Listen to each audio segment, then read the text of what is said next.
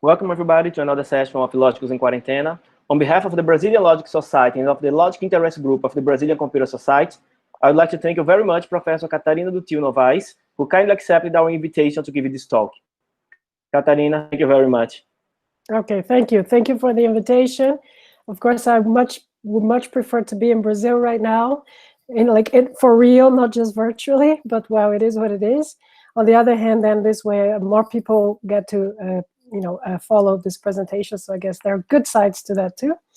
Okay, so this paper is part of my broader research project, which is called the Social Epistemology of Argumentation, which is funded by the ERC. So that's why you see the logo of the ERC up there. And the topic, so we're talking about argumentation viewed from many different angles in this project. And one of the questions that I've been addressing is the question of adversariality, the role of adversariality in argumentation and argumentative practices. So this is the topic of this talk today. So in particular, to think about these two parameters of conflict and cooperation in argumentation. Okay, so just to get us going, to get the intuitions going, the idea that argumentation often turns adversarial, I think, is very widespread, both in practices and also in conceptions of argumentation. So here I have the picture here at the top is, I think, of this discussion in the Italian parliament, which turned into an actual fist fight. But also more generally, I mean, that's just in fact, even in English, there's this funny thing that to argue is also synonymous with to fight, to have a fight with somebody. To have an argument, right, is to have a fight. It's not the same in other languages, fortunately, so maybe that says something about people who speak English, I don't know. But anyway, the idea is that, this is something that often occurs together with argumentation, is that there's some degree of adversariality. And some people think that that's a good thing, other people think that that's not a good thing. And some people think it's essential to argumentation, that there should be some degree of adversariality. Others think that it isn't. So anyway, so these are the questions that I'll be addressing today. Right, so again, recapping what I already just said, right? So it's really a key concept in the study of argumentation. And indeed, it's been a topic in the literature and argumentation theory of at least since the 80s. People have been talking about the role of adversariality in argumentation. So there's a very, very well-developed literature on the topic. And just one example, which is an example I'll return to at the end, is argumentation in law, right? So if you have the adversarial justice system, and then the idea is that there's a prosecution and there's a defense, and they're arguing with each other in an adversarial way. So that would be an example, concrete example of adversariality in argumentation.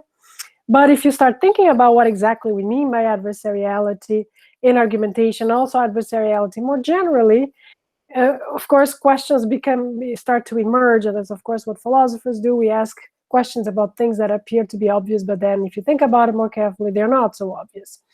So questions like, what defines whether an argumentative stance should be adversarial or not, right? On the basis of what criteria?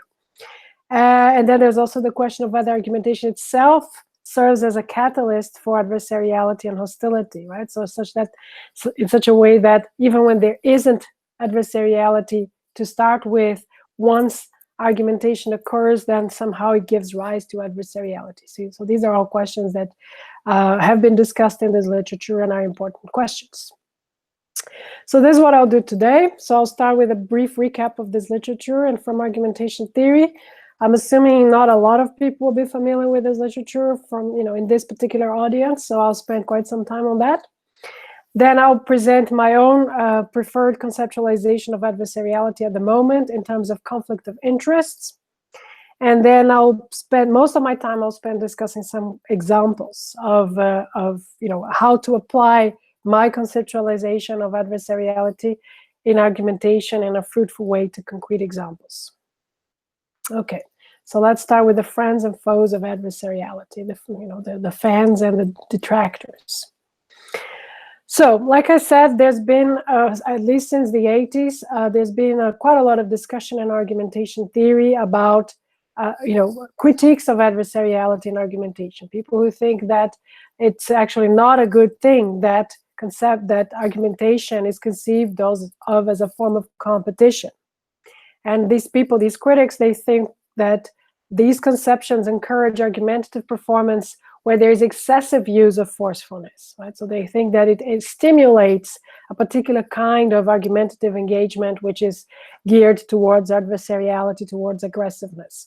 And one example of this way of thinking about argumentation is actually, you can see this in the cover of a handbook. So you see here, Fundamentals of Argumentation Theory. This was a very influential handbook. Still is, but now they changed. In the current edition, they don't have Discover anymore. But this was this handbook, and then on the cover you have two people, one punching the other on the face. Right? I don't know who had this idea. I don't think it was a good idea, but it's good for me to illustrate, right, how pervasive the thought, the idea that argumentation is a form of fight really is. It even ends up in the cover of an influential textbook. And the critics say that there are epistemic as well as moral consequences to this conception of argumentation as very adversarial, which are bad consequences, right? So it's not only bad because, you know, it's not good to punch people on the face if you don't have to, I guess, but also on top of that, there are also epistemic consequences in the sense that the inquiry as a whole is less fruitful, right, in terms of fostering understanding and improving people, the beliefs of the people involved, if there's a lot of adversariality.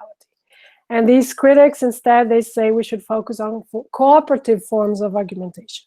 And one of them is Daniel Cohen, who's here on my slide, who has this very popular TED Talk on argumentation. I think it's been watched more than 7 million times. So, I mean, you can go check it out. He's a very influential figure in argumentation theory, also a very funny person. I always really enjoy, when we run into each other at conferences, it's always a delight to talk to him. And anyway, but so he's been one of those people who have, he has this paper called Argumentation is War and War is Hell. So that's a classic in terms of critiques of argumentation as conceived, when conceived as a form of competition. But also, there are, among argumentation theorists, there are also people who like adversariality in some suitable sense. Let me qualify what I mean by liking it. So one of them is Trudy Govier, and what she argues is that we should distinguish between different forms of adversariality. So she proposes to distinguish minimal adversariality from what she calls ancillary adversariality. So minimal adversariality is just intrinsically part of argumentation, and it doesn't need to lead to aggression, right? So that's what she says is like what the critics are describing as negative are what I call ancillary adversariality and not minimal adversariality. And somebody else, Scott Aiken, also here on my slide, has argued more recently that if you conceive of adversariality in a suitable way, what you realize is that adversariality is intrinsic to argumentation. It's impossible for there to be argumentation without some degree of adversariality. So these are the people who, reply, right, to respond to the critiques of adversariality in argumentation. So what's interesting from from this debate is that if you look at it, especially if you look at it from the perspective of a logician, each position is quite radical, right? So the foes of argumentation seem to be saying that argumentation should never be adversarial, right? So it's a universal quantifier here, right? Never. Whereas the friends of adversariality seem to be saying that argumentation should always be, to some extent, adversariality, and in fact is, because argumentation is intrinsically adversarial. So again, a universal quantifier here. It's always the case. And I'm just making in a sense, quite simple-minded claim that we should think about adversariality in argumentation by means of existential quantifiers, right? So I'm saying argumentation should be sometimes adversarial and sometimes cooperative. And by the way, this is a matter of degrees, right? It's a spectrum. It's not a binary thing. And so, right, so that there are different instantiations of combinations of adversariality and cooperation in argumentation. And what determines, how adversarial or cooperative a particular instance of argumentation should be And what determines that is the degree of extra argumentative conflict in the situation, right? So it's the other factors, external factors. That's what really, so the amount of adversariality should be proportional to the amount of conflict that is already present in that particular situation. And here I have Martin Luther King as an example, right, to suggest that, of course, I mean, while at the same time he was actually a proponent of peaceful political activism, right, whereas somebody like Malcolm X was more favorably disposed to more muscular forms of activism, let's call it. But still, of course, many of the speeches of Martin Luther King are very, sharp and adversarial in some sense. And of course, and it was as it should have been, because of course he was fighting racial injustice, he was fighting oppression. And then to ask of him at that point to engage in cooperative argumentation would have been, I think, a rather absurd requirement.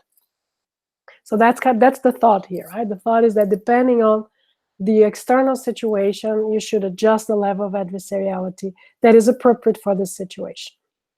Okay, so I forgot to ask Bruno, questions is only at the end, right? As you wish. Oh, okay, so I like to stop now and see if anyone has questions, because I quite like to have questions halfway if people have questions. Maybe they don't, but if people have clarificatory questions.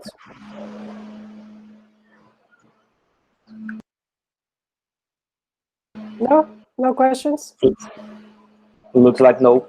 Okay, so I'll proceed. I've been very clear, apparently. That's good. Okay, but I'll stop at every end of each section and then see if people have questions at that point.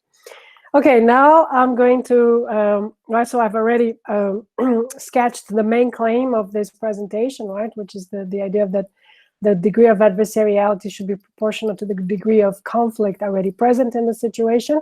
So now I'm going to unpack this idea in slightly more rigorous formal terms, right? So let me start with something that's totally non-formal, non-logical, but very important, which is what has often been described as a tragic view of the human existence, right? And that's something that is many prominent authors have defended and elaborated, and just Nietzsche and Foucault are often associated with this vision of life. Other authors have also, of course, tragic in the Greek sense of Greek tragedy. And the point here is that the critics of adversariality, they seem often to presuppose that conflict can be fully eliminated from human experience, right? That you can just, that conflict is optional, and then if we really do whatever we have to do, we'll overcome conflict, and then we'll live happily ever after in peace. And a response to this is this tragic view of the human condition, which says the conflict and strife and struggle are inevitable components of human lives, of the human experience.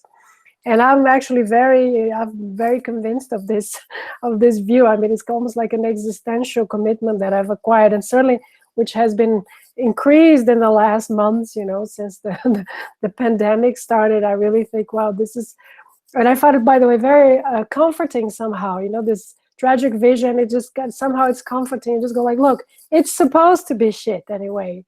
Nobody ever said that life was going to be good.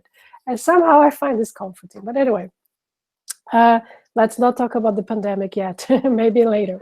Catarina? Yes? Sorry, Cassiano has a question. Okay. Cassiano?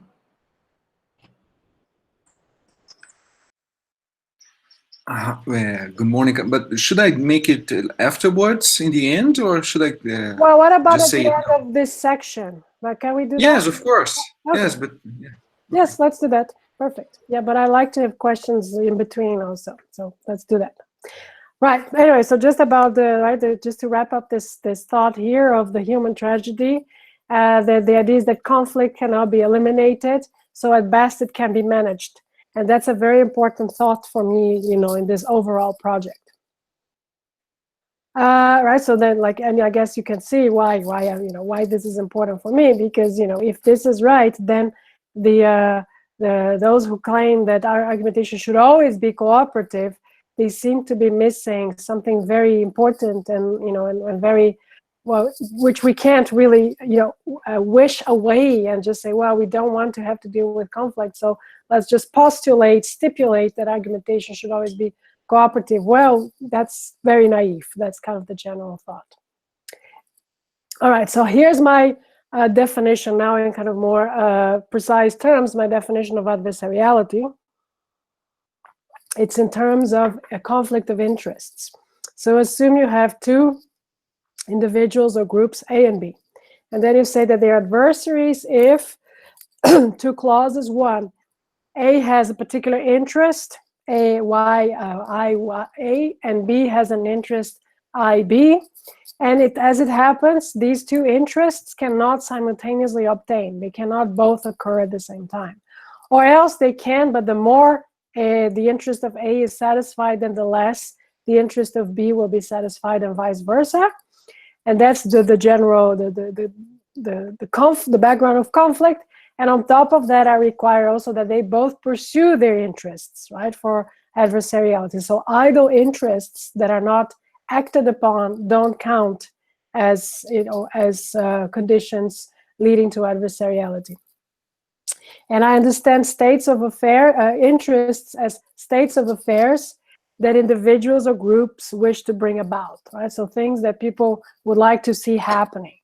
And then typically these states of affairs will tend to contribute to the well-being of the individual group in question, but of course not always, right? As we know, many times we are misled in our own interests. If we pursue a particular interest because we think it's going to be good for us, but actually it isn't. So that's totally possible, and it's compatible with my overall story. But typically interests are pursued precisely because they will lead to an increase in the well-being of the person or group in question. So that's my definition.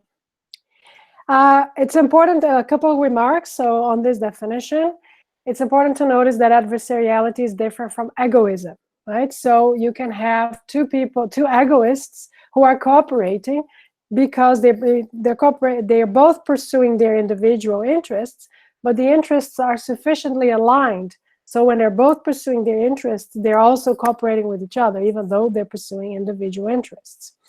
And in the other direction, altruism can also lead to adversariality, and that's a bit strange, perhaps. But for example, there's a recent paper by Kevin Zollman where he shows that even people who are altruistically pursuing purely epistemic goals can then end up in situations of dilemmas where they end up being adversaries of each other. So just to distinguish this idea of adversariality and egoism. And the other thing is that, and maybe it's clear already, but let me just make that even more explicit. I don't think adversariality is a bad thing, right? This is, I think, in many circumstances, adversariality is exactly as it should be, because, for example, you say in a society and different groups are pursuing their interests and competing for scarce resources. That's just what it is, right? So for me, adversariality doesn't have necessarily a negative connotation. Whereas egoism, although of course some people also want to say that this, that they might want to build a whole moral system on the concept of egoism, but generally we tend to think of egoism as something negative. And the duo of adversariality here is cooperation, and then there are at least 3 different kinds of cooperation that emerge from my definition of adversariality. I don't need to get into the details of this because this will not be super relevant for what follows, but just so that that might be interesting to distinguish these different kinds. One is egoistic cooperation, which I already mentioned, right? So A and B are pursuing their own interests, but because these interests are aligned, they're still cooperating. Then there's joint cooperation, which is the kind of like, I guess, what most people would think of when they think of cooperation, which is that A and B are pursuing a common interest, which is best or perhaps even only achieved if they join forces, right, by means of joint action. Say, for example, carrying a heavy table, right? It takes a big, heavy table that it takes 2 people. These 2 people have to cooperate for that. So in that sense, we might say that A and B form a new unit C, and then they pursue the interests of this new unit C together. And there's also what you could call altruistic cooperation, which is when the two parties have conflicting interests, but one of them chooses, or perhaps even both, but one of them at least chooses not to pursue these interests and leaves room for the interest of the other party to thrive.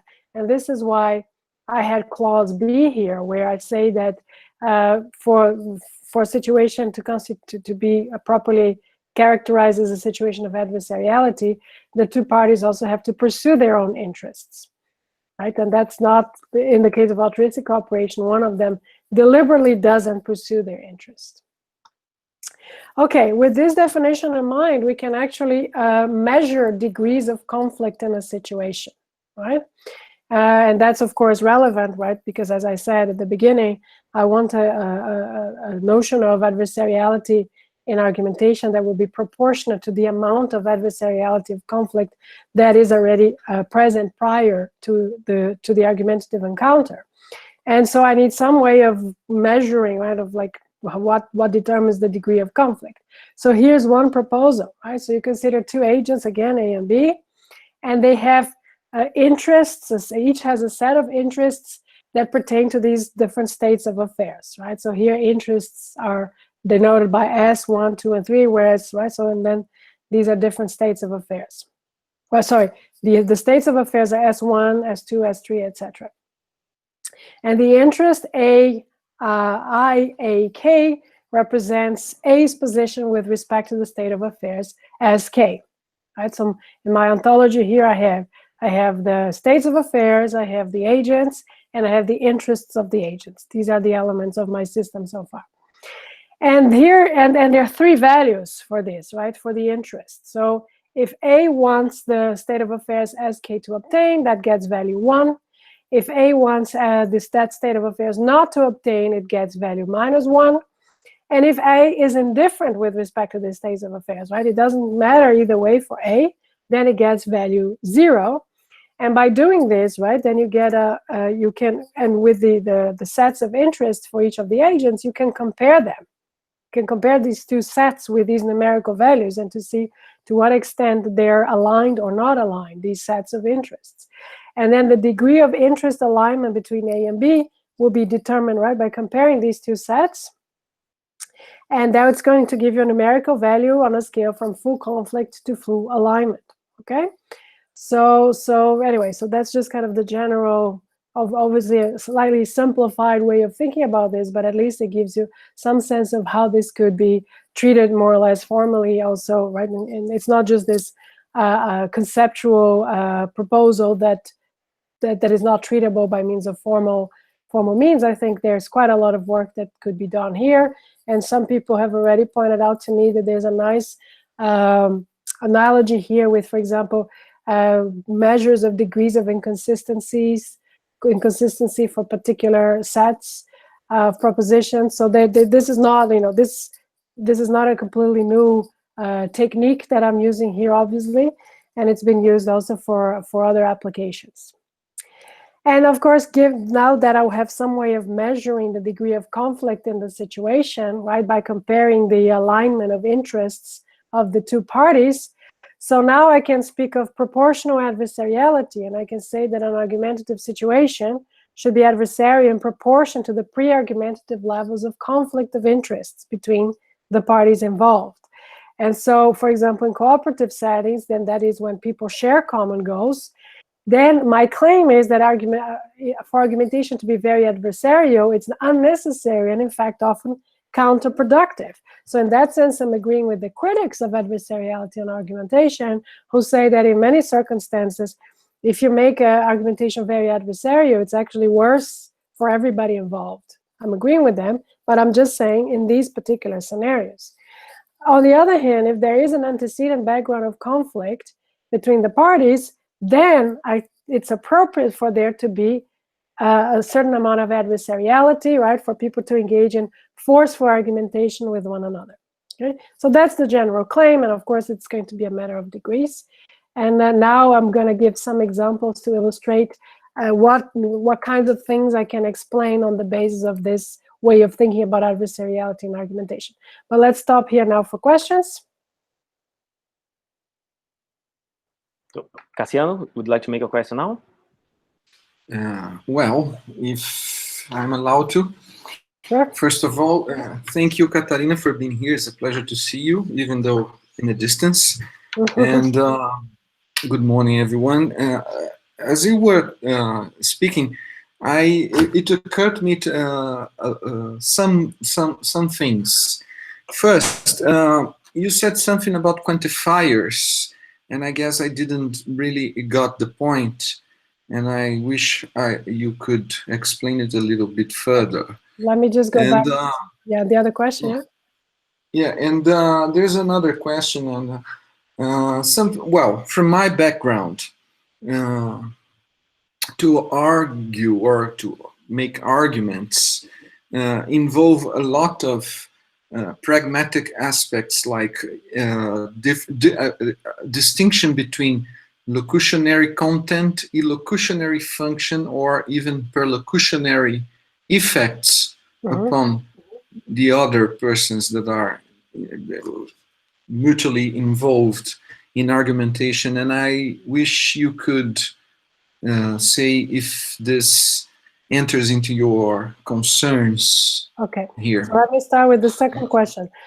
Certainly, I mean, although I'm not going to talk about it today, but there's definitely, I mean, the point is that for me, argumentation and rhetoric are, of course, closely related as well, right? So I take seriously also the aspect of the ethos and the pathos, not only the logos of argumentation, but also the ethos and the pathos, which I guess is a different way of saying something similar to what you were saying, right? You were speaking in terms of perlocutionary, locutionary effects, but in a way we have this very classical distinction between ethos, pathos, and logos.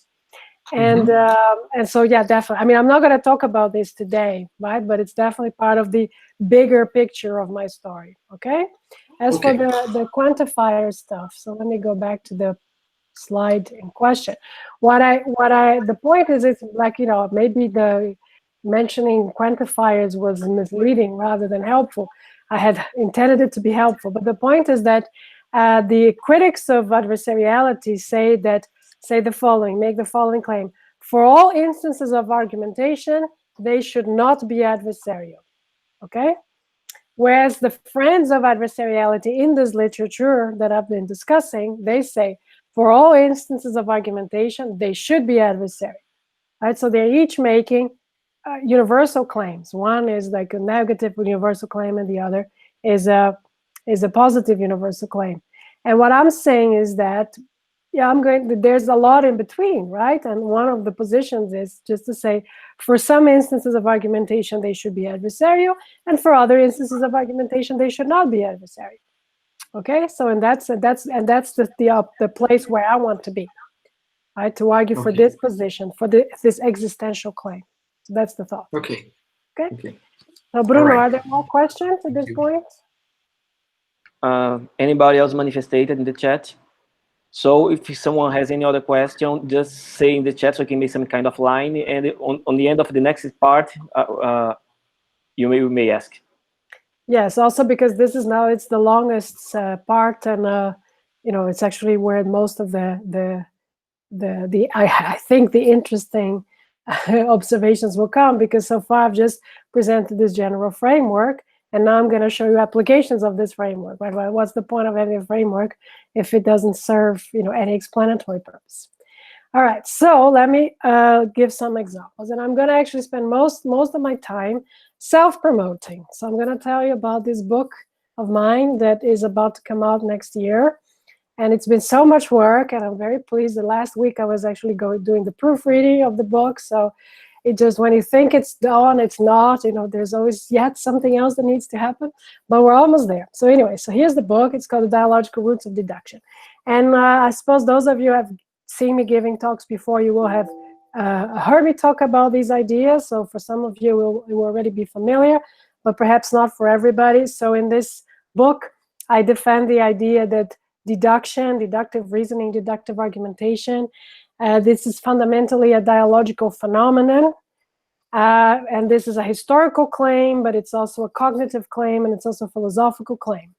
And in this book, I introduce a model to explain deductive argumentation, deductive reasoning.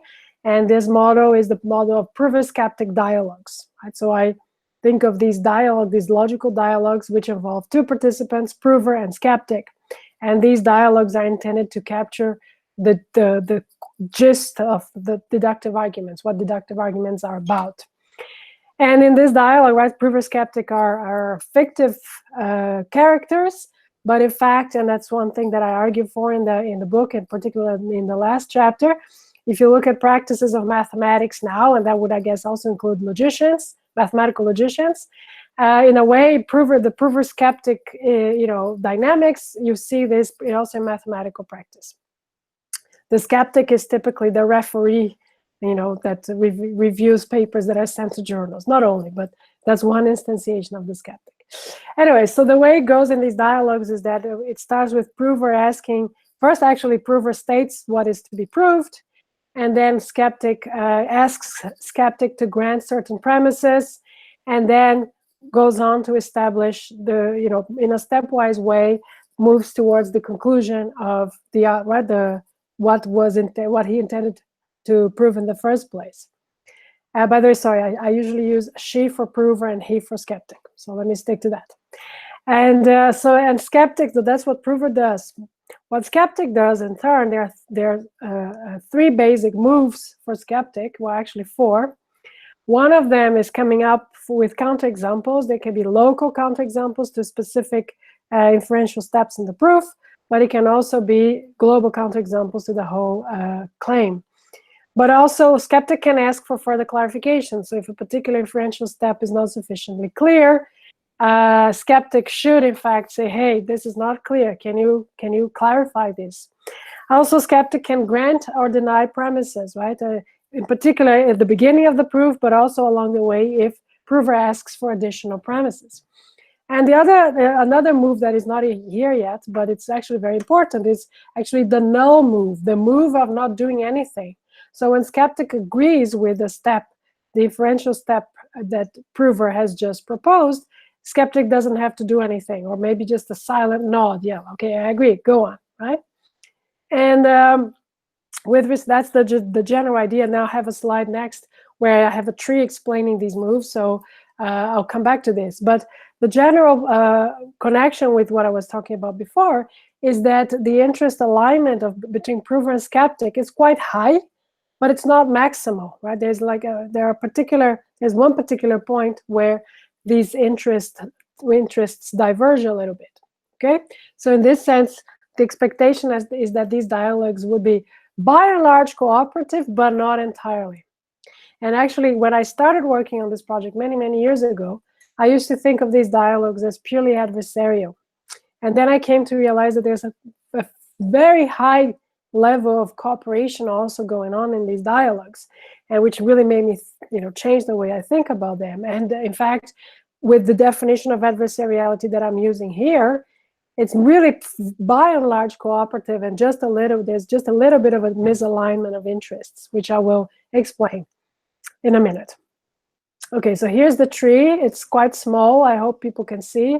Those of you who saw me giving a talk last year at EBL will have seen this tree before, because I was also talking about these things then, right? But that represents all of the moves that are available to skeptic and to prover, right? So prover starts by stating the thesis and asking us skeptic to grant premises. Here there are three things that skeptic can do: just refuse the premises. No, I'm just not going to grant the premises. Or a skeptic can immediately come up with a counterexample that invalidates the connection between these premises and the overall conclusion. And in both cases, then it's game over. If prover still wants to pursue, prover has to start over, she has to think of something else. But if S grants the premises, then the dialogue begins. And then the next step is that P, draws a conclusion, right? Draws an inference from these premises that have been stated. And here there are three things that skeptic can do. If skeptic agrees with the step, sees no problem with this step, it's the null move. Simply skeptic says, yes, go ahead, it's fine with me. Another move is the why move, why question, which is when it's not so much that skeptic is objecting to the step, but it's just not clear enough. to him, you know, what's going on, why it is that that particular step is valid. Or else skeptic can come up with a counterexample, local counterexample to that particular step. And then, of course, in each case, the way the game proceeds is different. If it's the no move, then prover just goes to the next inferential step. If it is the why move, right, the why question move, then prover has to clarify that step, for example, by breaking it down into other more obvious, more evident steps. And if the counterexample is presented and it's a good counterexample, then a prover has to withdraw that step or modify it, right? And this continues until the conclusion is reached or not. If the conclusion is not reached, then P gives up on the proof. And if the conclusion is reached, then you have a proof. And this, for those of you who you know, are thinking, well, this sounds a lot like Lakatos and proofs and refutations. Yes, indeed, it was one of my inspirations for this for this way of thinking about proofs. So that gives you you know, a clearer picture of how exactly these dialogues proceed. So now let's think about adversariality with respect to these dialogues. You know, how they are related. You know, how could it be that these dialogues would be either excessively adversarial or perhaps insufficiently adversarial? So here's a way in which skeptic can be excessively adversarial, or which is the same, insufficiently cooperative. For example, if he presents pseudo counterexamples, right? Counterexamples that aren't really, you know, correct, but just to, you know, just to confuse prover, just to make the conversation not, you know, prevent it from progressing. Another thing that skeptic can do is to keep asking unnecessary why questions, even though prover has already broken down the inferential steps with the, you know, right level of decomposition for that particular situation, and yet skeptic is not satisfied and keeps asking for more, you know, more specific steps. And the best example here would be the tortoise in the story of Achilles and the tortoise by Lewis Carroll, who keeps asking for more and more premises. And of course, what happens here is that you end up in an infinite regress. And something else that skeptic can also do is just to refuse to concede any premises, which will then prevent the dialogue from getting started, right? So these are ways in which skeptic can be excessively adversarial. But skeptic can also be insufficiently adversarial for these particular dialogues, right? It's always a contextual story. So I can only say what it means to be excessively or insufficiently adversarial against the background of a specific dialogical argumentative context. And so in this case, skeptic will be insufficiently adversarial if he, for example, focuses on the preferred models of the premises, either his preferred models or prover's preferred models of the premises, rather than on all their models, right? Because that's the key thing about deductive validity, is that the premises, the conclusion has to be true in all of the model of the premises, not only the preferred models. And this is a concept from this literature on non-monotonic logics, where this idea of preferred models. If people are interested in knowing more about this, I'm happy to talk about this in Q&A. It's in a number of my papers. So, I mean, that's something that is, and of course, I didn't invent this. It was Schoen who came up with this idea many decades ago by now. Anyway, but it's a very useful concept, this idea of preferred models, to distinguish non-monotonic from monotonic reasoning. Another thing that skeptic can do, which will then be excessively cooperative, is if skeptic does not challenge prover in obscure inferential moves. When skeptic lets prover get away too easily with bad inferences, right? The inferences that are not sufficiently clear. And another thing that the skeptic can do is if skeptic grants all and any premises, and in a way, it's being, you know, then skeptic is being overly cooperative, but it's going to be a waste of time for everybody.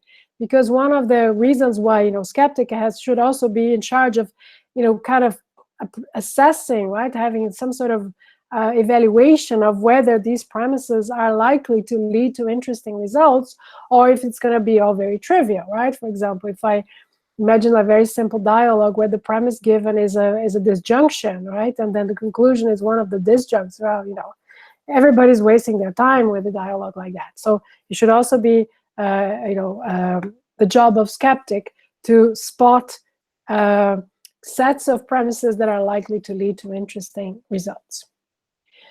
Right, so that's an application of this of the idea of adversariality being proportional to the situation, specifically to these very, in the case of these very specialized dialogues between prover and skeptic. And I think this could be a good time to stop also for questions, because now I'm going to move to some other examples. So if people have other questions now, with respect to the whole prover-skeptic thing, with respect to my book in general, or this model as a whole. So any question from now? Nobody? Ah, there is one. Okay. Marco Silva is asking, is it possible to use your account of the adversariality for a context of deep disagreement as meant by Vogelin? Any applications of your account into the clash of framework propositions or even underlying logical rules? In an important sense, these scenarios are even more radical than the one with the skeptic, just excessive adversarial.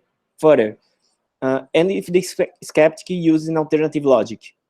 Yes, so these are all questions that I've thought about, right? So one with the cases of deep disagreement of Vogelin and others, it's really, in a way, many of these people, they really have, it's a form of skepticism towards argumentation, right? To what extent is argumentation capable of resolving certain disagreements? And here, actually, this connects with the tragic view that I was talking about at the beginning. So one of the components of this tragic view is a fairly radical version of pluralism, and that's going to include also value pluralism, right? So the idea that they are, that it's in a society, people will have different moral values, and there's no rational resolution of like which one is the best one, okay? It's just they're all equally good. So in that sense, which is kind of a form of, I guess, moral relativism, even though if I have my preferred values, but I accept that other people have different values, which may not be necessarily, and it's not going to be possible for me to convince them rationally to endorse my values, right? So in that sense, not so much this particular framework that I'm talking about, but I have thought of this, and it's kind of compatible with the idea that there will be situations where there is just no way of making progress by means of rational argumentation. And in such cases, sometimes the best solution is not to argue at all. It's just to withdraw from arguing. Just say, look, whatever it is, let's agree to disagree and move on. And I'm fine with that. So my claim is not that argumentation should always be able to solve any kind of disagreement that people may have.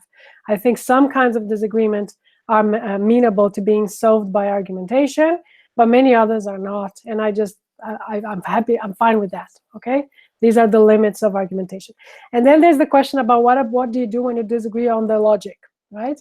And that's something that I talk about in the book, and that I've also thought about, right? So the idea of logical pluralism, in fact, emerges very naturally from the prover-skeptic framework, right? Because the thought would be that there will be different logics that are appropriate for different kinds of situations, right? Dialogical situations. So, for example, if you look at, say, classical logic and relevant logic, in my story, I say that typically the classical logic is a bit more adversarial and relevant logic is more cooperative, right? And the reason for that is, for example, this restriction that you should not be just throwing whatever, asking for premises at random, or just putting premises on the table that you're not going to use later. This is a cooperative requirement, right? By requiring this, basically what you're saying is that, well, I don't want to confuse the skeptic. I'll only ask for the premises that will actually be used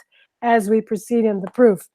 The problem, of course, becomes when the two participants, right, as long as they're agreeing, like the participants in question agree in the dialogue, right, then it seems that everything is fine and nobody's going to have a problem with this form of pluralism, that there will be different logics that are appropriate to different situations. The problem is, of course, what do you do when you have two participants in one and the same dialogue who then each of them has a preference for a different logic, right? And then here there are like multiple things you could say. You might say, well, then there's no dialogue possible at all. I mean, that's a fairly radical conclusion. I think That would be the easiest conclusion, but I don't think we need to embrace this conclusion. Another one is simply, of course, if one logic is a sub-logic of the other, then that's easy, right? Because you just go with the weaker logic. And that, by the way, is an argument that people have given, they have discussed in these discussions on logical pluralism, that in a way the weaker logic is going to win always, right? Because that's the one that everybody can agree on. And another thought is that even when they disagree on the logic, it still doesn't mean that no dialogue is possible at all. And I'm actually quite sympathetic to this idea. I haven't really worked out the details of it yet, but I do think that, because basically I think that all forms of human communication there's always some form of mismatch, right? We're never perfectly aligned in how we use words and how we understand, inferential steps in which are legitimate or not in the conversation. And then yet we still manage to communicate. So I don't think we require perfect alignment for communication to be possible. And I think that also applies to like slight disagreements in terms of logic. Of course, if the disagreement is very radical, then yes, that's not going to work. But if it's, there's some overlap and then also some disagreement, I think that's still probably, you can still make sense of some form of fruitful communication, even if there's also some mismatch. Okay, so that's what I have for now. Other questions? Yes, there is a question from Juan Vacuum. Is refusing to concede some premise really excessive? I would think this can be valuable. No, not. It's only excessive when you refuse to concede all premises. Okay, I think it's definitely valuable. Like I said, it's the job of skeptic to really filter, the sets of premises that are going to be interesting or not, right? So if you're always, if you concede all of the premises, that's bad. But if you refuse to concede all premises, that's also bad, right? So it's really the job of skeptic to be somewhere in between, to be discerning, right? To like filter these sets of premises, of putative premises that are likely to lead to interesting results. So that's exactly the thought, right? Again, you want to be somewhere in the middle. It's neither accepting all nor rejecting all. Okay, so by now we have no more questions. Okay, in that case, I'm going to continue. Actually, I'm kind of almost done, really. So, this was my main example, and after that, I just have some informal examples so that you don't think that my story only works for very regimented, models like the prover-skeptic model. So here's some real-life examples. So one thing that's often been discussed in this literature in argumentation theory on adversariality and argumentation is excessive adversariality in seminar rooms and academic interactions, right? So and that's often the case in philosophy. My experience is that, like among logicians, you see that a lot less. People coming from computer science and other fields, it's much less bad.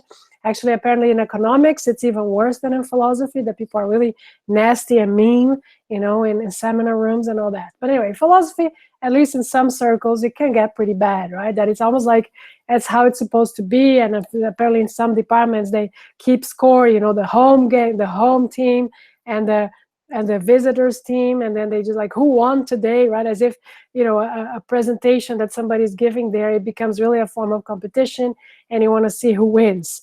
So these are like, in some circles at least, people are trained to do philosophy in this way, and it's very depressing. So maybe I shouldn't mention names, but when I was a graduate student, a PhD student, I spent some time at NYU, just 2 months as a visiting graduate student. And it was pretty much like that. The idea was really like, okay, when I'm listening to somebody talking, the first thing I'm already doing is trying to come up with a counterexample to what they're saying, even before I've actually understood what it is that they're saying properly, right?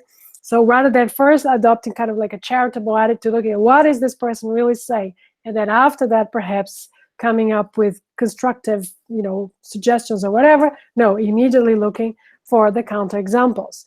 Right. So that is has been criticized by these argumentation theorists, and I think they're right, because in such circumstances, like in a seminar room, presumably what should really take the upper hand is the common goal of advancing human knowledge.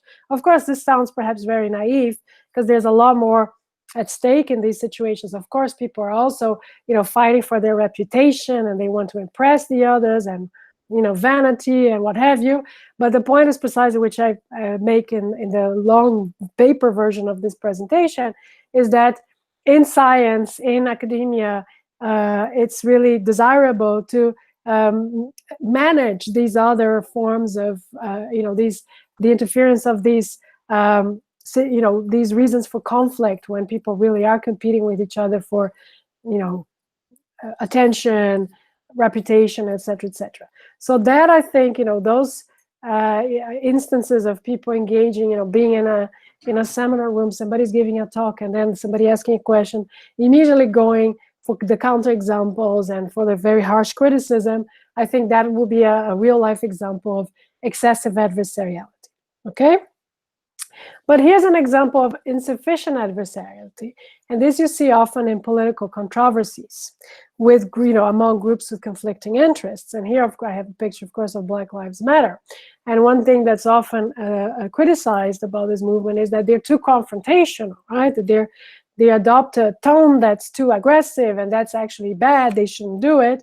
Well, I'm actually, that is known as tone policing, right? When people say like, hey, you shouldn't be so harsh in your criticism. If we're all nice and we all talk nicely to each other, we'll surely figure it out. Well, not really, right? That's the point. These people, when you have a situation of power imbalance, when one particular group is being oppressed by some other group, then it doesn't look like, nice cooperative argumentation is going to be the way to go, right? And this you see also in models of argumentation that emphasize consensus as the goal of argumentation. And many, many models of argumentation are like this. So, for example, the pragma dialectic tradition, which is very influential. Also Habermas, right? Somebody who's coming really from the political philosophy side. It's also the focus on consensus can actually be oppressive towards the people who already have less power in the situation. And now, right, general considerations of how to argue in a civil way, right, in a gentlemanly way. Usually these things are actually instruments of oppression more than anything, right? That they're just trying to make those who are complaining for good reason to silence them in one way or another. So I think these are examples where there can be insufficient adversariality in particular in political contexts, right? So just to give two concrete examples.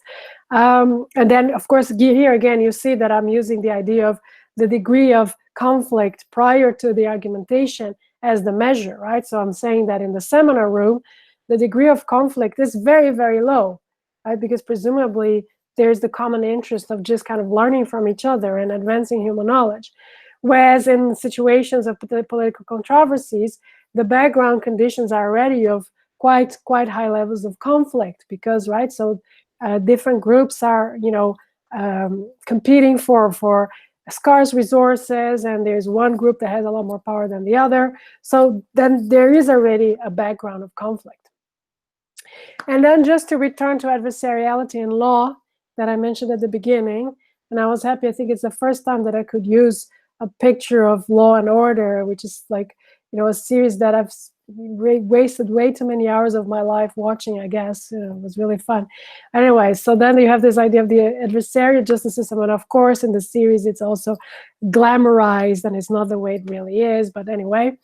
But, right, so in these adversarial justice systems, you have prosecution and defense, and you might think, because the name says adversarial justice system, you might think that what takes the upper hand is conflict and adversariality, but actually no, they also have a number of shared interests, and they have, presumably they both want just, I mean, at least in theory, right, in an ideal situation. Of course, in practice, it's a lot messier than that, but in an ideal justice system, right, they would both want justice to be achieved. Ultimately, that's the ultimate goal. They also presumably both want the system to keep functioning, so they're not going to deliberately sabotage the system, because ultimately that's going to be bad for everybody in the long run, presumably. But there is, of course, a certain amount of misalignment of interests, in the sense that defense wants to acquit the accused, right? That's really what the defense wants to do for the most part, or at least get the best possible deal for the accused. And prosecution is in principle neutral, right? The prosecution in principle doesn't carry the way whether the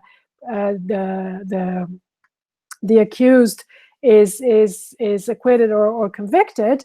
In theory, right? That's how it should be. They basically just want justice to prevail. But in practice, of course, we know that it's often not like this, because there are incentives in place for prosecution also just to win the cases, right? And that's in itself already a problem. But so then you see that there's quite a lot of alignment of interests, more perhaps than people usually give it credit for. And there's, of course, some misalignment. That's why ultimately it still is an adversarial justice system. And based on this assessment of the situation, then you would expect that argumentation in a court of law should be adversarial up to a certain degree, but not beyond. And here, I mean, there are quite a lot of people who work in AI with logics that describe legal argumentation. So I don't know if anyone watching this now works exactly on this, but I have a lot of colleagues here in the Netherlands who work on this. Harry Prakke, Bert Verheil. It's a bit of a tradition that we have here in the Netherlands of AI and law, and also outside of the Netherlands. It's not just here. So that's why, you know, I know a little bit about this. And then what these people say, of course, is that it's through and through non-monotonic argumentation in law. So, you know, just throwing this out there. All right, so now come my conclusions. And I think it makes more sense to just run through the conclusions and then have the regular Q&A. Okay, Bruno? Okay. Okay. All right, so conclusions. Right, so just really summarizing what I've said. What I've said is that adversariality and argumentation should not be conceived as an all or nothing matter. It's going to be a matter of degrees. Argumentation can be adversarial to different degrees, and ideally, this should reflect the level of extra-argumentative conflict of the situation. And ironically, attempts to eliminate conflict from argumentation entirely may in fact end up favoring the status quo. So the interesting thing is that a lot of the critics of adversariality and argumentation are feminist thinkers who really would like, of course, who are, you know, are involved in the project of fighting gender inequality. But the weird thing is that if you eliminate conflict completely from argumentation, there's a sense in which you kind of lose the ability, oppressed groups, they lose the ability to fight oppression, right? So it is in that sense that you eliminating conflict and adversariality from argumentation may lead to a maintenance of the status quo, ironically. And also, one thing that I haven't said yet, but it's really important, I've been talking about the right level of adversariality per argumentative encounter, but actually you can be even more fine-grained and say that different levels of adversariality should be appropriate for each of the participants, even in one and the same argumentative interaction. And I actually think that that's true. I mean, that's a very reasonable principle. And the rule of thumb here would be that the more powerful side of an argumentative encounter should be less adversarial, but the less powerful side may be more adversarial, right? Because the less powerful side has a lot more to lose and has a lot more, you know, to fight for. And in practice, what this means, right? Of course, this makes most sense, I think, in situations of political controversies. But even in my practice as an academic, I take this principle into account. So I try not to be, sometimes I fail, but I try not to be nasty when asking questions to people who are more junior than me, right? Who are kind of, you know, junior academics, people who are still kind of starting their careers, building their careers, or who are in more precarious institutional positions than me. Whereas if I'm asking a question or interacting with someone who's at least as established as I am or more, then I have no pity on them, and then I can be as adversarial as I want, you know, in asking questions or criticizing their ideas. At least that's a general principle that I follow. So, for example, when I'm talking to Tim Williamson, who's famous for being, for liking particularly, quite adversarial ways of arguing, and who's otherwise a lovely person, but has this way of engaging in a philosophical debates. When I'm arguing with him, I have no restraints. I just ask, I can be as adversarial as I want. But of course, if I'm talking to somebody who's more, less established than me, then I adapt to that. So that, just general suggestion for everyone. You know, I think this is a reasonable principle, and I would be interested also in discussing this particular idea, like different people, you know, what you think of this principle. Is this a reasonable principle? It's a rule of thumb, right? Of course, there'll be exceptions and circumstances, but as a rule of thumb. And the guiding thought here, now I'm really moving towards like kind of more political considerations. The guiding thought is that there's no social change without irritating the powerful. So if we want to eliminate adversariality from argumentation completely, then we lose one of the instruments we have to irritate the powerful. And that's, of course, not something we want. And I'll just close with a quote that I like very much by the poet Audre Lorde, who's now speaking as a Black woman, right? So when she says we, that's who she means. And she says the following: when we speak, we are afraid our words will not be heard or welcomed. But when we are silent, we're still afraid. So it is better to speak. And I like this very much. Thank you. Thank you very much, Catarina, for this amazing talk. So now we have some time for questions or comments. As usual, I would like to ask everybody to first manifestate in the chat, just to avoid a lot of people talking at the same time. So, by the way, Bruno, should I stop sharing the screen and then? Yeah, maybe. Yeah, right. So because so you can see people. Yeah, exactly. Gisele? Hi. Hello. Hi, Catarina. Thank you. Thank you for this wonderful talk. It's nice to see you. So I have two questions. One is specific to it's related with the application of your model, PROVER-SKEPTIC, to the mathematical practices. Yes. I'm very curious about your book. So I would just like to ask you to talk a little bit more about like give us a hint on the kind of examples that you use, because the only thing that you said was that in the context of mathematical practices, the skeptic is the reviewer. But you told us that you have other Yes. ideas, so I would like to hear about that. That's the first one. Okay. Shall I start with that one? Yes. So this is the very last chapter of the book, which is called I forgot what it's called, but it's on mathematical practice. Oh yeah, dialogical conception of mathematical proof. And actually, it might well be the chapter that I like best in the book. I really like the chapter. Somehow, I think things really came together nicely. So in that chapter, I mean, there's of course I talk quite a bit about this idea of the referee, right? The interaction between the referee and the person who writes a paper as an instance of the prover-skeptic interaction. And then also another thing that I do there is I analyze 3 case studies from history of mathematics. The first one is Gödel's incompleteness theorems and the reception of Gödel's incompleteness theorems. And what I say is that Gödel's proofs were very detailed, right? They were very, so let's put it differently. Gödel had been a very diligent prover, and which had made the job for the skeptics very easy. Right, and so then everybody, because the results themselves were quite surprising, and people before they actually saw the proof, many people thought, no, there must be a mistake in the proof somewhere, right? But then when they saw the proof, the details of it, everybody was immediately convinced, no, it works, it's perfect. That's one example. Then another example is a much more recent one, which is an ongoing example, right, of the ABC conjecture. So I don't know if people are following this conjecture. So there's this mathematician in Japan, Dutilh, who claims to have a proof of the ABC conjecture, but nobody understands the proof, or a very small group of people claim to understand the proof. So here it's the other way around. So he's not being a sufficiently cooperative prover. Right, but he actually thinks that the skeptics are not being sufficiently cooperative, because the skeptics should learn the theory that the proof is based on, and the skeptics are not doing that. So, just some examples. Okay, thank you.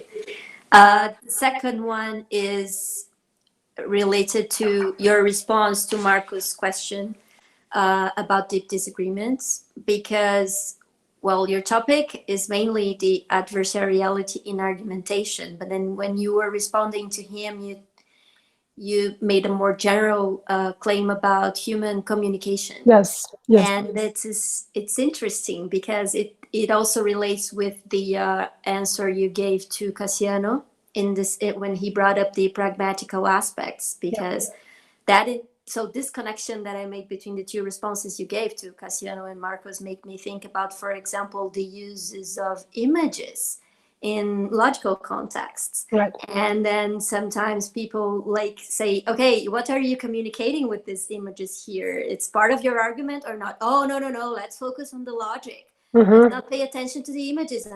I don't know, my intention was not that, and blah, blah, blah. It's just heuristics, right? Yeah. Yeah, it's just really second level humor or something. So if you could say a little bit more about how you see the place of argumentation in this whole great bigger picture of human communication. Yes, but that's exactly the point. The point is that I see argumentation as one way in which humans communicate. So it's a species of the genus human communication, right? So often when I'm thinking about argumentation, it's really, I'm thinking like these different considerations that you need to bring in pertaining to human communication in general become relevant. Right? It's a specific way of human communication, a form of human communication, a very kind of a slightly weird one, by the way, right? It's not, I don't take it to be like, I think a lot of philosophers and academics, we kind of take that to be the default mode of communication. I don't think that at all. I think it's a fairly specific way of engaging in communication. So from that perspective, then of course it makes perfect sense, right? That I should think about argumentation and bring in considerations about communication in general. Sure. Okay, thank you. Cassiano? Hi, Catarina. If possible, I would like to ask another question that occurred to me when Gisele was speaking. It gave me the idea that your account seems to be similar to some game theoretical accounts. And I was thinking about some theories of assertion, according to which to make an assertion is to take a responsibility for the truth of a certain proposition. Or even if, I'm sure that a lot of people, you of course know it, George Lakoff's and Mark Johnson's metaphor of argumentation as a dance. Yes. So I would like to ask you, how do you see your accounting in relation to those? Yes. Yeah, I talk about, yes. I could connect to like these different frameworks in the book, indeed. So you mentioned assertion, right? And to make an assertion is to, be responsible for it. I can't. I'm gonna have to share something because I'm so proud of it, so excited about this. So let me see if I can. How can I? Okay, let me. I'm bragging here. Okay, I'm gonna be totally honest with you. This is a non-humble. You're allowed to. You're allowed to. So look at the cover of the book, and look at one of the blurbs. Can you see? It's by Robert Brandon. Blurbs, right? The recommendations, right? Oh, the blurbs, yes. Yes, at the bottom left side. So Bob Brandon says, reframing the philosophy of logic, this path-taking book develops a historically informed and philosophically powerful new conception of how the pragmatic foundations of logical deductive relations, and so the semantics of logical concepts can be found in dialogical social practices that suitably balance cooperation and competition. So I was so happy, because Bob Brandon has been such a big influence in how I think about so many things. And then, that he kind of appreciates my work so much. For me, this is like one of the biggest recognitions that I got. And it's really, so in that sense, those people, the assertion people who say like, when you make an assertion, you're responsible for that assertion, right? And you need to defend it if people ask you. That's exactly where I am. This general idea is, I embrace it completely, okay? It's just that I think that a lot of communicative interactions are not assertions in that sense. Of course. Right? Yes. And even those that might look like they are assertions. But what I mean by this is that I don't think it's always appropriate to be asking why questions, right? The game of giving and asking for reasons that Brenham thinks is going to be everywhere in human communication. I don't think so. I think if you go to the pub, I mean, of course, we are already indoctrinated as academics, as philosophers, but if you go to the pub with friends and somebody says something and you go, but why? But what are your arguments? What are your reasons? That's not appropriate, right? Of course. That's overkill. But in the contexts where it is, and these are the contexts that I'm talking about, I'm completely on board with that.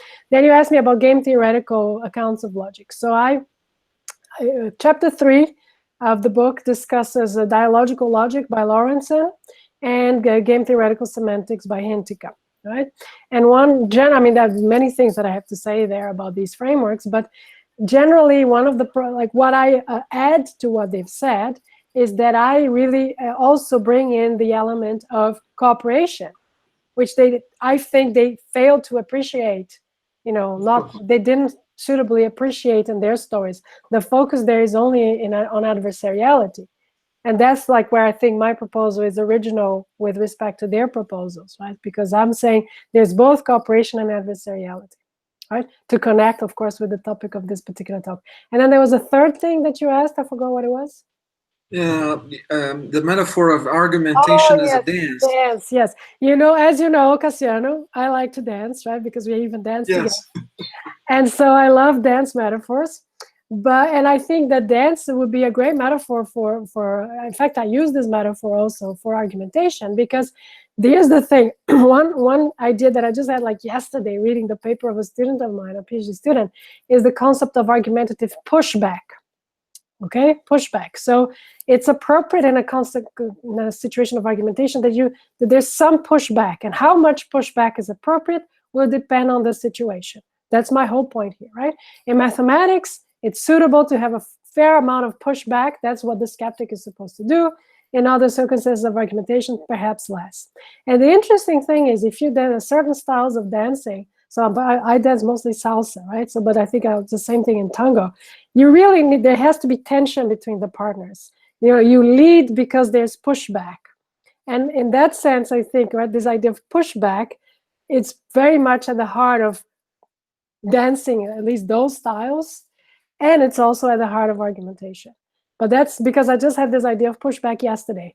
So that's something that I still need to work on.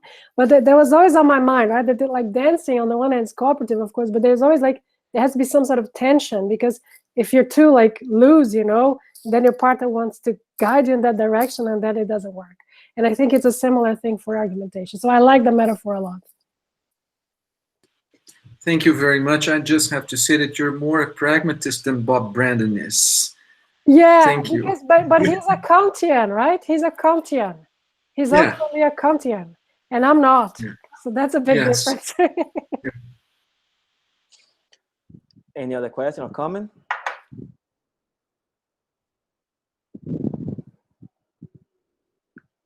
Luis Carlos? Hello, Catarina. How are you? Great talk. Thank you very much, and very inspiring. You see that here's a group of deep disagreements of people, deep disagreements all over.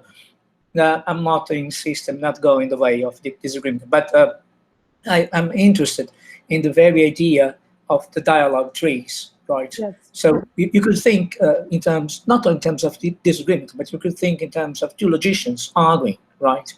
And then you have logician 1 and logician 2, and then you have the internal logic. And then one could think, for example, if you look at the tree that you showed, that you have a kind of external logic. I mean, the rules for the construction of the dialogue tree.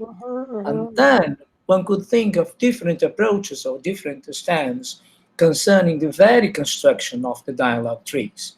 For example, one could be classical, I mean, in the construction of the dialogue tree, or one could be relevant, as you mentioned, in the construction of the dialogue tree. I mean, not everything goes, I mean, in the construction of the dialogue tree. You must use assumptions, and I mean, you do not just invent assumptions, and et cetera, et cetera, et cetera. So my first question is about if one could think externally, so to say, right, about the very construction of the dialogue trees, that there is a kind of a logic for the dialogue trees, which is different from the internal logics of the disputants or the litigants, so to say. Right. The participants, right? Yeah. Yes, exactly. Yeah. So this is my first. I mean, it is related to deep disagreements, but it's more related to notion of the dialogue tree itself. What is the logic for the construction of the dialogue trees? This is really the question that I would expect from a proof theorist. Right, when you look at the proofs as objects as such, rather than like from the internal perspective of the participants. So I think it's a great question. One thing that comes to mind now is the work of Shahid Rahman, right, of course, who's has continued the program of dialogical logic, the Lawrenson program, and he has a recent book that he wrote with a bunch of people, and he distinguishes the play level from the strategy level of these dialogues, right? Exactly. And he says that at the play level, people are not necessarily adversarial, but you can still recover the adversariality, like component of like the idea of winning strategies and all this from the strategy level. So that would be exactly, I think, an example of the kind of like these two things coming apart, the internal logic of the proof and the external logic of the proof. So I think he's really worked with this idea, and it's very interesting because this way, it's not exactly the same the way I think about it, because he has these two level distinction, but by doing this, he can say that the participants may not be adversarial towards each other, but you can still use these game theoretical concepts like winning strategy from the outside, right? Yes. So I'd say, I guess the closest that I can think of going in the direction of your question is Shahid's work, distinguishing the play level and the strategy level. Okay. And then you can definitely have exactly the kind of thing that you're describing. I haven't really thought about it that much, but I guess, yeah, it totally, makes perfect sense. So people are asking about the book. It's not out yet. It's coming out in February. So it will happen, but you're going to have to be a little bit patient. And it's 2000. Yeah. So, I mean, if people really can't wait, you can send me an email, send you the the TypeScript that I sent to the press, which doesn't have doesn't have the index, doesn't have the final pages and stuff, because I can't do that, right? Obviously, the press would not be happy, but I'm happy to share the preprint version, which is like the before the corrections and before index and before all that. Yes, I still have one question. Sure, you may ask. Yeah. Okay, Catarina. This is a very small question, more a curiosity, in fact. When you describe the notion of adversariality, right, you define it in terms of interest, right? And then you have that sort of estimation of the interest set, so to say. So if you have A with interest in SK1, SK2, etc., he will measure, so to say, and it is this measurement that will give a kind of proportion for cooperation or not cooperation, etc. Very, very interesting, in fact. But I was thinking about the relation between interest and preference, for example. So you haven't talked about preferences. So sometimes when we discuss deep disagreements, we talk about interests and preferences and cognitive stance and so forth. Because one could think that from the perspective of the subject A, right, the participant A, it is not just one that he will attribute to a state of affairs. He may attribute 0.8, for example. Absolutely. And he would attribute negatively to some state of affairs 0.2. And then he could, from his own perspective, compare, positively and negatively. So, and this would introduce some kind of preference in this notion, in this picture. Yep. No, that makes perfect sense. Of course, what I'm doing there, as it stands now, it's a very crude kind of preference, right? There's only one choice. Either you want this or you don't, right? Either you want this state or there are three options, right? You want this state to obtain, you want this state not to obtain, or you're indifferent. But of course, you could make it more fine-grained, right? Or, for example, give numerical values. Well, I would prefer this to this extent, right? Up to 0.7. But that, that seems like perfectly feasible. I guess the model would get technically more complicated, but I don't see why not do that. And the reason why I haven't really thought of this is because I guess of the questions that I was dealing with, right? The questions that I was interested in. But you're right, if you're thinking about deep disagreement, then you need a more fine-grained model, probably, right? To kind of really, it's not just a matter of wanting this to obtain or that, but it's about preferences, really. It's less binary. So I'm, completely open to this idea. And, if people think that this, can be generalized in this way, I'm all for it. And so please go ahead. And I just wanted to say that I actually saw my postdoc in my project. He was working on with, he just finished a paper where he talks about trusting experts, right? So the idea of like, should a layperson trust as experts? And then he has two parameters there. He has the parameter of competence and the parameter of interests, right? So alignment of interests. So in a way, we came to this idea in kind of independently. So that was quite interesting. And there, for him, it's numerical values. Okay. Around 1. So then there's this model already. And another thing I wanted to say, which is kind of like a general methodological point, is that I'm a Carnapian in philosophy. And that means that I think, you choose concepts that are going to be fruitful for the purposes of your analysis. I don't think that I'm here giving you the essence of what adversariality is, the essence of what conflict is. No. This is a proposal. I'm proposing to think about adversariality in terms of conflict of interests. And I think, it's interesting, and it's meant to be fruitful in the sense that it's going to help me explain a number of phenomena, right? This is what this is a Carnapian way of doing things. I don't believe in the essence of adversariality. I don't think this is what adversariality really is, and not that. So, maybe in a year from now, I'm going to come up with a different conception of adversariality. And in fact, when I was working on the book, I was not thinking of adversariality in this way. So that's why in the other conception of adversariality, which was there kind of more implicit, I didn't really work out the details, then the dialogues between prover and skeptic are more adversarial. But then when I thought about it in terms of conflict of interests, then I thought, with this other conception of adversariality, in fact, there's a lot more cooperation than adversariality in these dialogues. So I just wanted to say, I'm very open-minded about, I'm a pluralist about most things, really. And so I think that it's this is just a proposal. And because it's just a proposal, of course, again, in the Carnapian spirit, if people have ways of improving this proposal, I'm all for it. Okay. Thank you. Thank you very much. Thank you for the talk. Thanks for the question. Any other questions or comments? Well, so thank you very much again, Catarina. It was a really nice talk. Yes, I need to say something to Petrúcio. Petrúcio, are you still there? Yes. Is Petrúcio there? So there's a sense in which this whole book was inspired by a conversation that I had with Petrúcio in, I think, the EBL in 2008 in Paraty.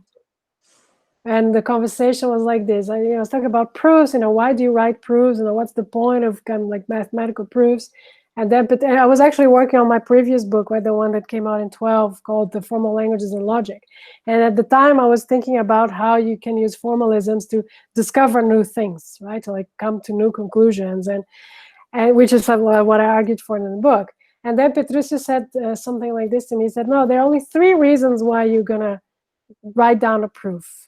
One is if you're, because you want to submit the article to a journal. The other is if you need to finish your dissertation. And the third, which happens only sometimes, is when you're not really sure yourself, and so you want to work out the details. And so this is really kind of like, in a way, what got me thinking that proof is always something that you do for other people. Right? It's always like a piece of discourse intended at a particular audience. So I just wanted to give you credit, Petrúcio, for the inspiration, which, 12 years ago. I'm emotional now, completely emotional. Thank you very much. Yeah, I remember that talk. We were walking in the main street of Paraty. Exactly. And I was trying to explain to you how I teach proofs to my students that put one against the other and make them convincing the other of the theorem if they are not convincing yet. Exactly. I always argument with them. If you are already convinced, you don't have to prove because it's already clear for you. So exactly.